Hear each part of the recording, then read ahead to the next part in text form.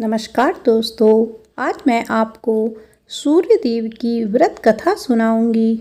आप सभी मेरे साथ बोलिए, सूर्य देव भगवान की जय।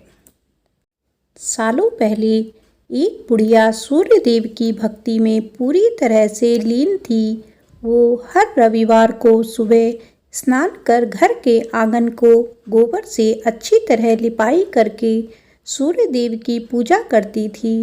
फिर सूर्य देव के लिए व्रत रखकर शाम को उन्हें भोग लगाने के बाद भोजन करती थी। उस बुढ़िया की भक्ति भावना से देव काफ़ी प्रसन्न थे और भगवान की कृपा से उस बुढ़िया को किसी तरह की कोई परेशानी नहीं होती थी। उस बुढ़िया की खुशी और संपन्नता को देखकर उसकी पड़ोसन को जलन होने लगी। वह बुढ़िया अपनी पड़ोसन के आंगन में बंधी गाय के गोबर से ही आंगन लीपा करती थी। पड़ोसन ने जलन के मारे उस गाय को आंगन की जगह घर के अंदर बांधना शुरू कर दिया। अब अगले रविवार को सुबह बुढ़िया को सूर्य देव की पूजा करने के लिए घर गाय का गोबर नहीं मिला, जिस कारण वे सूर्य देव की पूजा नहीं कर पाई और पूरे दिन खुद भी भूखी रही। रात में सूर्य देव उस बुढ़िया को सपने में आए और उससे पूजा ना करने और भोग ना लगाने का कारण पूछा। जवाब में बुढ़िया ने बताया, घर के आंगन को लीपने के लिए गोबर नहीं था, इसीलिए पूजा नहीं कर पाई।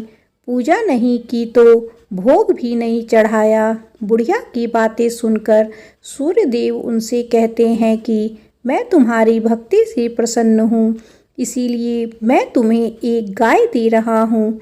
वो तुम्हारे घर को धन से भर देगी। यह कहते ही सूर्य देव उसके सपने से चले गए। अगली सुबह जब बुढ़िया की आंखें खुलती हैं तब वह देखती है कि उसके आंगन में एक सुंदर गाय और बछड़ा बंधा हुआ है। यह सब देखकर वह हैरान हो गई। उसे सपने की कोई बात याद नहीं थी। इसे उसने सूर्य देव की कृपा समझा और गाय को चारा देने लगी।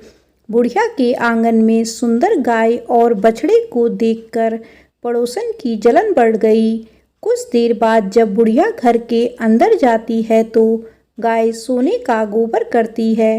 यह देखकर पड़ोसन चौंक जाती है और उस गोबर को उठाकर अपने घर ले आती है और अपने गाय के गोबर को उसके आंगन में रख देती है। यह सिलसिला कुछ दिनों तक चलता रहा और वो पड़ोसन धनवान हो गई। इधर बुढ़िया को किसी बात की खबर नहीं थी, क्योंकि वो सूर्य देव की भक्ति में ही खोई रहती थी। उधर सूर्य देव को उस महिला की हरकतों पर काफ़ी गुस्सा आता है। उनके गुस्से के कारण धूप काफ़ी बढ़ जाती है, जिस कारण बुढ़िया गाय और उसके बछड़े को घर के अंदर बांध देती है। उसी रात आंधी चलने लगती है, इसीलिए वह गाय और बछड़े को आंगन से नहीं निकालती। रात भर गाय घर के अंदर ही बंधी रही। सुबह जैसे ही बुढ़िया की नींद खुलती है तो वो सोने का गोबर देखकर हैरान हो जाती है। उस दिन के बाद से रोजाना वो गाय को घर के अंदर ही बांधने लगी। गाय के सोने के गोबर से बुढ़िया धनवान हो गई, जिसे देखकर पड़ोसन को और जलन होने लगी। पड़ोसन ने जलन के मारे सोने का गोबर देने वाली गाय के बारे में उस नगर के राजा को बता दिया। राजा को जैसे ही सोने का गोबर देने वाली गाय का पता चला तो उन्होंने तुरंत सैनिक भेजकर उसे महल लाने के लिए कहा।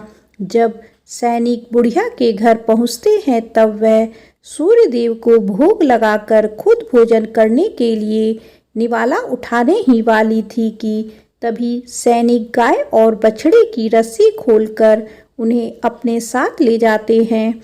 बुढ़िया उनसे गाय और बछड़े को ना ले जाने की प्रार्थना करती है, लेकिन राजा के सैनिक बुढ़िया की एक नहीं सुनते। कुछ ही देर में सैनिक गाय को राजा के पास ले जाते हैं। राजा गाय की सुंदरता को देखकर बहुत खुश होते हैं और उसे अपने पास ही रख लेते हैं। गाय व बछड़े के जाने के गम में बुढ़िया बिना खाए पिए पूरे दिन सूर्य देव से गाय और बछड़े को लौटाने की प्रार्थना करती है। उधर दूसरे दिन सुबह राजा सोने का गोबर देखकर हैरान हो जाता है। उधर बुढ़िया भूखी प्यासी सूर्य देव से प्रार्थना में लगी रहती है। बुढ़िया की तकलीफ देखकर सूर्य देव अगली रात राजा के सपने में आकर कहते हैं कि अगर तुमने इस गाय और उसके बछड़े को नहीं लौटाया तो तुम्हारे राज्य पर संकट आ जाएगा, तुम्हारी धन संपत्ति सब नष्ट हो जाएगी। सूर्य देव की बातें सुनकर राजा की नींद टूट जाती है और दूसरे दिन सुबह वह बुढ़िया को गाय और बछड़ा लौटा देते हैं, साथ ही उसे कुछ धन भी देते हैं और उसकी पड़ोसन को सजा देते हैं। सूर्य देव की इस चमत्कारी गाय और बुढ़िया पर उनकी कृपा को देखकर राजा पूरे नगर के लोगों को हर रविवार सूर्य देव की पूजा करके व्रत रखने के लिए कहते हैं। तभी से ही रविवार के व्रत का चलन शुरू हुआ और राजा के पूरे राज्य में खुशियां ही खुशियां छा गई।